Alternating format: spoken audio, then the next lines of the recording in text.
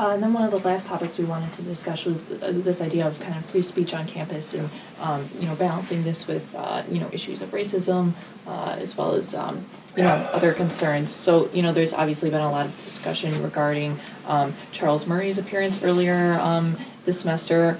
What would you change, if at all, anything regarding the handling of the event? And, how would you address, I guess, student responses, to protest his speech? Yeah, I think it's a really challenging area. So you can't be a university if you're not a marketplace for ideas, if you're not open to ideas. I don't trust anybody to tell me what ideas I'm allowed to listen to. And I don't think you should trust anybody else to tell you who's allowed to talk to you. And I think it's almost a sacred American right? It's the First Amendment.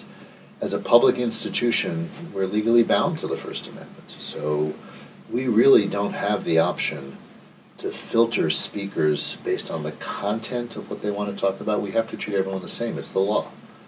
However, I'm also obligated to provide for the physical safety of the campus. So we can't allow an event to occur where there's a high likelihood of physical violence. You can't do it, right? Because a person's physical safety is a chief responsibility of me as the leader and all the folks that work here. So when someone comes forward, either a group invites somebody or somebody tries to rent one of our spaces, which we are open to the public. You could rent Phil Auditorium if you had $1,500. When that happens, the only filter we really put on this is whether we can assure safety. Otherwise, we're getting into the category of saying whose ideas should society allow to be there in that marketplace of ideas.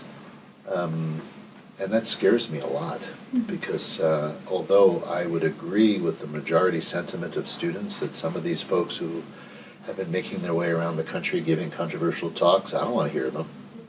But I don't want to deny somebody else who I want to hear them, because I'm afraid that they would then turn around and deny me the right to hear somebody I wanted to talk about.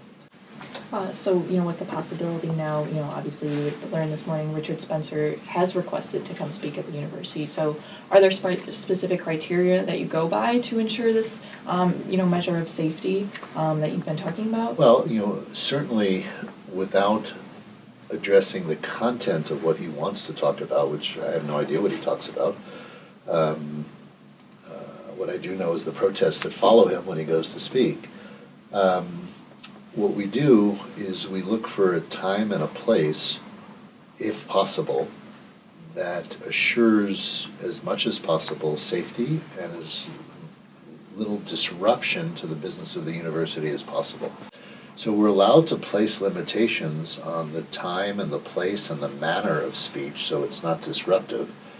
And as I said, the physical safety aspect. So what the university will do is it will speak to the person who wants to, the representatives of the person who wants to come and speak, and try to find a way that they can speak in a time and a place and a manner where we can assure the safety of the community. Mm-hmm. And if we can get to that point, then this person anybody would be able to come and speak. If we can't get to that point where we can assure the non-disruptive nature and the safety of our community, then the person won't get to speak. So that's the balance.